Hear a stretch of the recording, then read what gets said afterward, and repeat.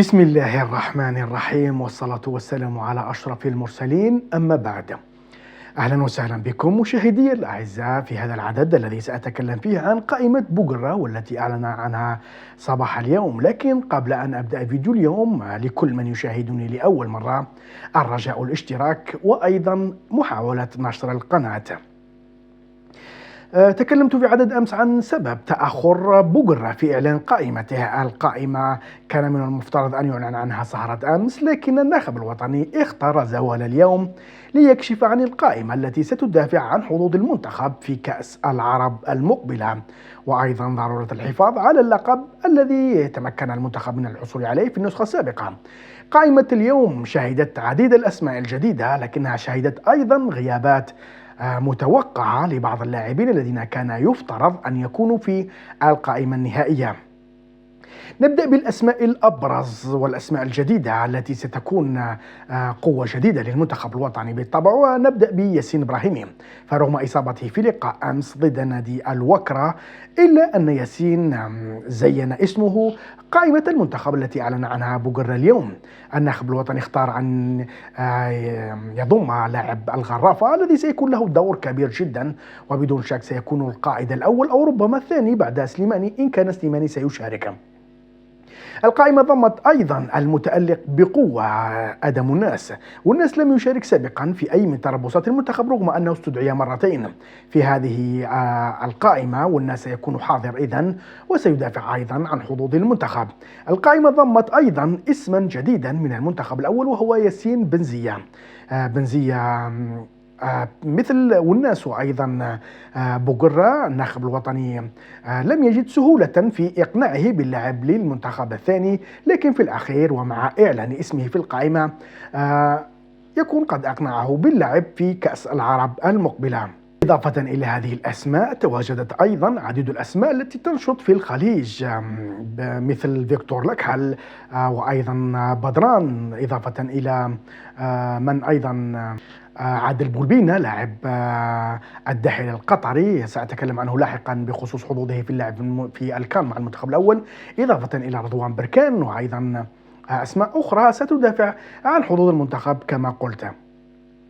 في مقابل حضور هذه الأسماء القائمة، كان من المفترض أن تعرف تواجد أسماء أخرى على رأسها وأهمها سعيد بالرحمة. تكلمت في عدد أمس أن بوغرا يجد صعوبة كبيرة في إقناع بالرحمة باللعب في كأس العرب.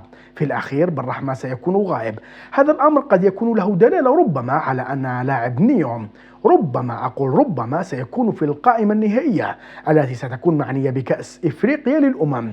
كما هو معلوم غويري مصاب، إضافة إلى إصابة بليلي لم يعد لدينا سوى عمورة في مركز الجناح الأيسر، وبوغرا أو عفوا بيتكوفيتش مطالب بضرورة ضم بديل. بعض الأخبار تقول أن بولبينا هو من سيكون البديل الأول لعمورة، لكن يبدو أن الناخب الوطني ربما يكون قد اختار بالرحمة، ودلالة ذلك طبعا هو عدم تواجده في قائمة بوغرا لكأس العرب.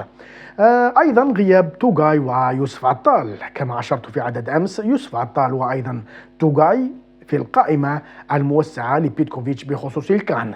بيتكوفيتش لم يتخذ القرار بعد بشأن إشراكهما في القائمة النهائية، لكن بما أنه متردد فيكون قد منع وضع اسميهما في القائمة النهائية.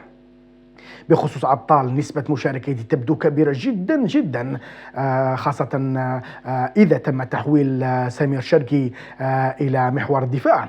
أما بخصوص توغاي فكما أشرت أمس ربما يكون الخيار الخامس، لكن في حال منحت الكاف المنتخبات المشاركة في كأس إفريقيا إمكانية ضم 27 أو 28 لاعبا، فإن بيتكوفيتش بدون أدنى شك سيقوم بضم توغاي.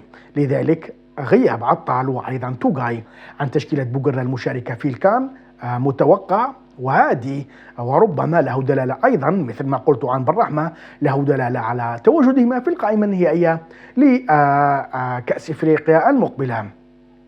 بخصوص باقي المراكز الحراسة، كما أشرت يوم أمس، شعال سيكون حاضر إضافة إلى حديد حارس شبيبة القبائل، إضافة إلى حارس علي باكس الكندي رايان يسلي، والذي أتوقع شخصيا أن يكون الحارس الأساسي، وسيكون دوره كبير والآمال معلقة عليه كبيرة جدا. في النهاية أشير أن القائمة أنا شخصيا أرى أنها جيدة جدا. صحيح تنقصها بعض الأسماء مثل التي أشرت إليها بالرحمة توغاي وأيضا عطال، لكن عموما القائمة ممتازة. ربما الناخب الوطني سيمتلك عديد الخيارات. هناك لاعبين محترفين في أوروبا مثل الثنائي مخاشكالا الروسي، مريزق في الوسط وأيضا عزي في الدفاع، إضافة إلى رفيق جايتان الذي كان يقال أنه ربما سيبعد، لكن في الأخير الناخب الوطني قرر ضمه، إضافة إلى اللاعب وأسطورة المنتخب وهدافه التاريخي إسلام سليماني لاعب كلوج. هذه الخيارات مع خيارات اللاعبين الناشطين في الخليج، إضافة إلى بعض المتألقين في البطولة الوطنية، يمكننا القيام بتوليفة تدافع عن حظوظ المنتخب. الخيارات خاصة في الوسط والهجوم جيدة جدا. ربما يمكن لبيتكوفيتش أو لبوغرا عفوا أن يختار 11 لاعبا جيدا سيكون منوط بهم الدفاع عن الكأس العربية التي حققها المنتخب في الأخير. في الأخير أشير كما قلت أن القائمة بحسب رأيي جيدة، وبوغرا سيكون الحمل عليه ثقيل جدا جدا في حال خروجه من دور متقدم أو متأخر عفوا، دور أول أو دور ثاني. سيكون هناك انتقادات لاذعة جدا لشخص بوغرا. في الأخير أشير مرة أخرى إلى ضرورة الاشتراك لكل من يشاهدني لأول مرة لو تكرمت طبعا. نلتقي غدا إن شاء الله في عدد جديد. السلام عليكم.